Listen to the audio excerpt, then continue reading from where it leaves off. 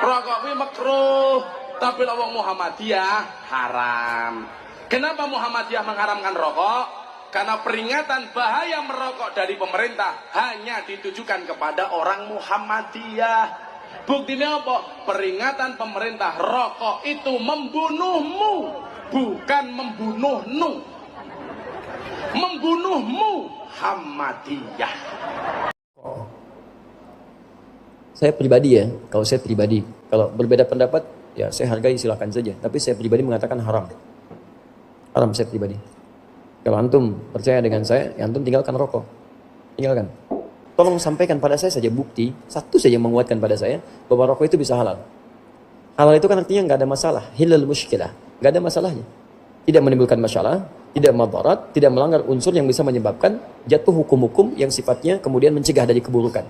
Baik, mencegah dari keburukan, segala yang halal pasti baik. Baik dari segi hukum, baik dari manfaat, baik untuk kesehatan kalau itu makanan, baik untuk fisik kalau itu pakaian. Assalamualaikum warahmatullahi wabarakatuh. Masih kembali di channel terbaru saya. Terima kasih kepada teman-teman masih setia menuntut mendukung menyaksikan konten dari channel ini. Jadi tentunya kita sudah mendengarkan bagaimana cuplikan videonya dari Gus Miftah ini. Di sini ketika berceramah ada pertanyaan yang diajukan kepada Gus Miftah. Tentunya ini pertanyaan ini dari para perokok. Apa hukumnya merokok itu? Jadi Gus Miftah menjelaskan secara lelucon. Dia mengatakan rokok itu haram bagi Muhammadiyah karena di situ ada tulisan rokok membunuhmu. Munya itu Muhammadiyah, sedangkan untuk Nahdlatul Ulama tidak ada. Meskipun di sini hanya sekedar lelucon, tapi kan ada yang tersakiti. Siapa yang tersakiti? Yang tersakiti adalah Muhammadiyah karena untuk Muhammadiyah itu diharamkan. Nah, kita tahu ini hanya sebuah lelucon, tapi kan ini jangan menyakiti orang kalau kita itu membuat lelucon. Nah, jadi kepada teman-teman kita juga sudah mendengarkan bagaimana penjelasan dari Ustadz Hadi Dayat. Jadi jangan kemana-mana dulu, kita dengarkan bagaimana selengkapnya. Zaka khirsun aktif. Wasitihadun nemen-nemeni. Zakai pinter, khirsune open. Ene nemen-nemeni wis pon. Mula ngaji tenanan, disiapke karo ngerokok ya ora apa-apa. Aku ngerti, ya ora apa-apa cangkem NU ki ngono kuwi. Soalnya lawang NU ki ngerokok hukume makruh, wajib matamu. Wajib Pak Bupati. Rokok kuwi makruh, tapi wong Muhammadiyah haram. Kenapa Muhammadiyah mengharamkan rokok? Karena peringatan bahaya merokok dari pemerintah hanya ditujukan kepada orang Muhammadiyah. Buktinya apa? Peringatan pemerintah rokok itu membunuhmu, bukan membunuhnu. Membunuhmu Muhammadiyah, bukan membunuhnu. Rungono, mila iki berarti iki cangkem NU. Wong NU ngrokok duwe dalil. Ni'matul udud ba'da taharu.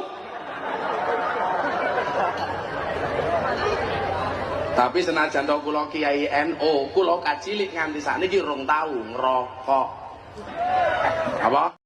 Kita sudah mendengarkan apa yang disampaikan oleh Gus Miftah. Nanti selanjutnya akan kita dengarkan apa yang disampaikan oleh Ustadz Hadi Dayat. Rokok ini haram atau tidak? Kita tahu jawaban Gus Miftah itu hanya sebuah lelucon. Ini haram untuk Muhammadiyah karena di situ ada tulisan rokok ini membunuh mumunya itu Muhammadiyah.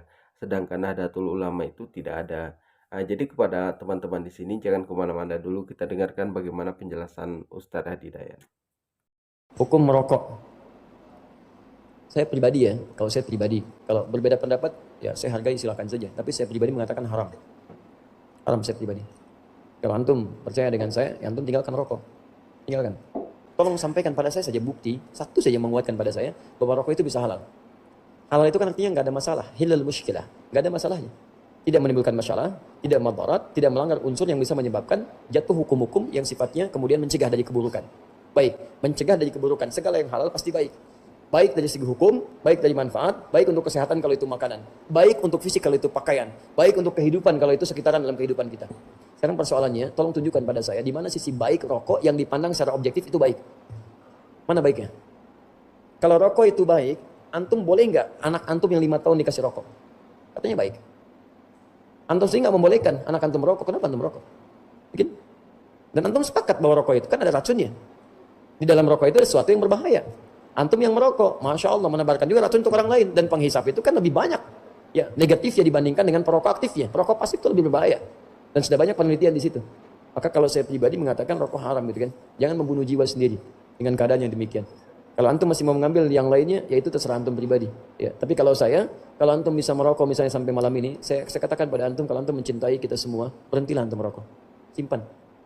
Ya, setiap antum merokok, Masya Allah. Setiap mau merokok, antum bikin kotak aja dulu. Kalau bisa kotak kayak akuarium. Simpan. Ya, terus kebiasaan antum merokok, begitu kemudian ingin beli rokok, antum ganti Bismillah, masukkan ke akuarium itu.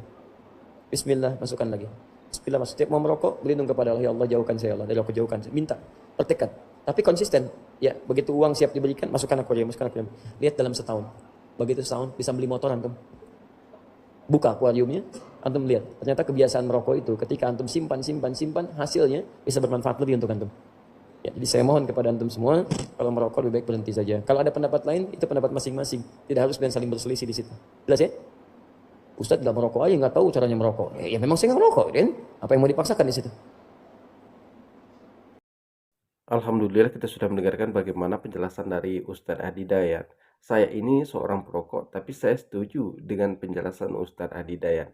Dan di awal tadi kita dengarkan bagaimana penjelasan dari Gus Miftah ini. Kalau Gus Miftah ini memberikan jawaban, pasti ada menyakiti orang tertentu. Baru-baru ini di mana Gus Miftah itu kan viral. Di mana dia mengatakan yang jualan es teh ini goblok lah, jualannya di luar, kalau nggak laku takdirmu. Ya memang benar kalau nggak laku itu takdir, tapi dikatakan gobloknya ini.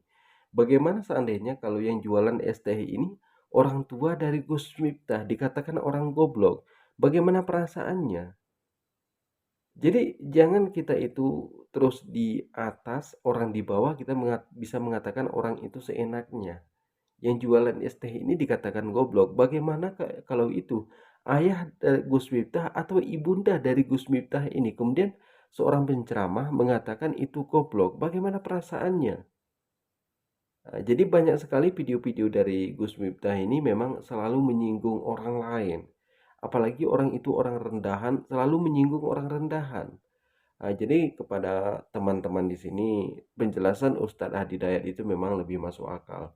Kita bukan benci kepada Gus Miftahnya, tapi kita tidak suka dengan penjelasannya karena ada menyakiti orang tertentu di situ. Kita tidak benci kepada wujudnya, tapi kita itu tidak suka dengan pemikirannya karena selalu merendahkan orang lain. Nah, jadi kepada teman-teman di sini, terima kasih sudah menonton. Jangan lupa dibagikan videonya, silahkan tekan tombol subscribe-nya. Jadi mungkin cukup sekian. Assalamualaikum warahmatullahi wabarakatuh.